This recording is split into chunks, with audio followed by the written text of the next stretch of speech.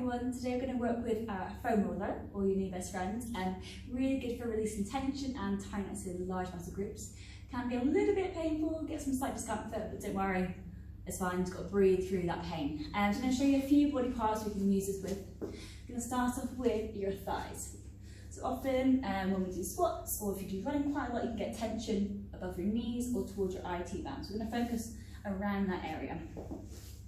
So what you can do is bring the femoral just above the knee, so not on the knee joint, and my other knee just bent out to the side. So you can stay onto your hands or go down onto your elbows.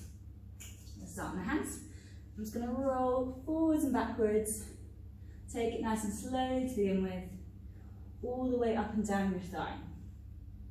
And you should start to feel a few bumps along the way. And that's kind of build up of lactic acid that we're going to roll out, get some blood to the area to refresh it. Good. And when you're doing this as well, you can take a few different angles, so you can go more to the inside of your thigh, so by rotating the leg out a little bit. And the same you can do more the outside, to rotate the leg in.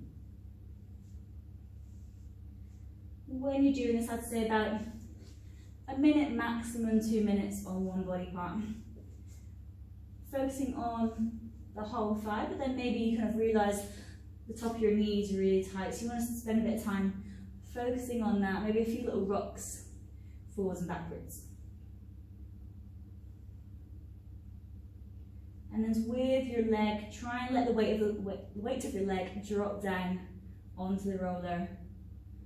It means you're holding less tension through the muscles, so the roller can really get into it. And again, you can just hold it still, take a few deep breaths. Good.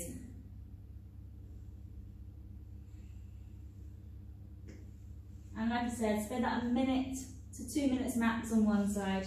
Again, all different angles, and just focus on what bits you need to do. So make sure you do both sides of that. Other one we're going to focus on is our glutes. Again, also common from feeling tight and contribute to lower back pain. So we're going to cross one ankle over the top of your thigh. The leg that's up, I'm going to sit that hip onto it. So I'm on a bit of a diagonal. This foot is kind of 45 degrees. And again, I'm just going to take a little rock forwards and backwards. You might have to kind of shuffle your hips around to sort of find that sweet spot. Good. You need one hand or two hands for support. But keep this knee pushed away from you. Good. And just have a little wiggle and roll around again. I'd say it's about a minute. Good. And again, you might feel slightly tighter towards the centre of your glutes, or more towards the outside, maybe higher or lower. Good. Nice. Yeah, so make sure you do both sides of that. Again, this is just a little demo for you. And then again for the legs, especially for all you runners out there, going for our calf. So hands behind you. You want to lift the hips up, keep this leg straight. And again, same thing, not crossing the knee joint, but going up and down. And especially for this one, definitely going for different angles, going for the outside, and going for the inside as well.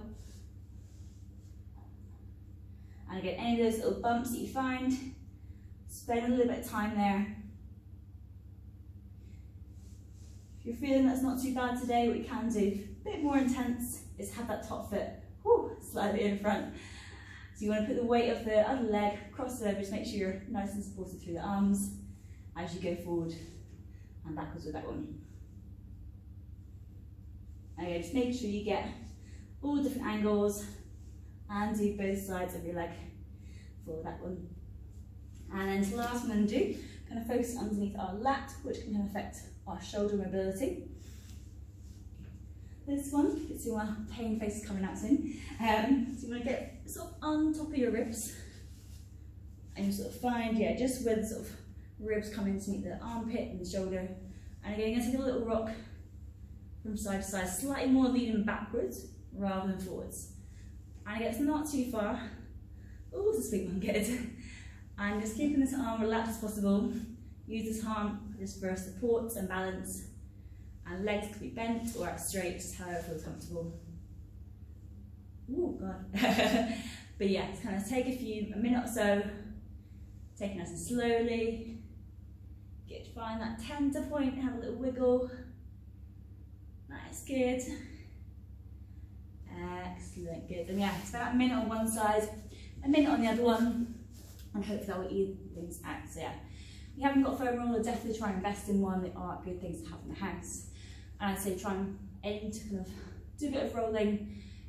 Definitely after your workouts, maybe every 1 or 2 days if you can, while watching TV, all that sort of stuff. So yeah, give it a shot and let me know how you go.